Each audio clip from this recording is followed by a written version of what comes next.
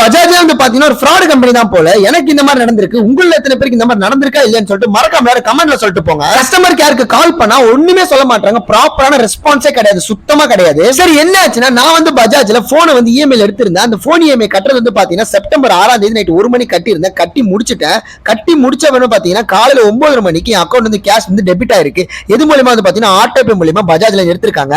அதாவது நான் கட்டின இஎம்ஐ வந்து பாத்தீங்கன்னா இன்னொரு தடவை எடுத்திருக்காங்க. சரி நானே உடனே போன் வாங்கின இடத்துக்கே போயிட்டு கேட்டேன், இந்த மாதிரி என்னோட அக்கௌண்ட்ல கேஷ் மறுபடியும் டெபிட் ஆகிறேன் கேட்டதுக்கு அவங்க வந்து பஜாஜ் பவுண்டர் ஆபீஸ்ல போய் கேளுங்க, அங்க தெளிவான எக்ஸ்பிளனேஷன் கிடைக்கும்னு சொன்னாங்க.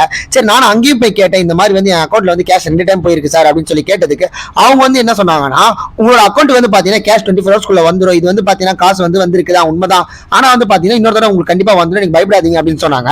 ஆனா 24 ஹவர்ஸ் ஆகியும் இன்னும் பாத்தீங்கன்னா என் அக்கௌண்ட் கேஷ் வரவே இல்லை.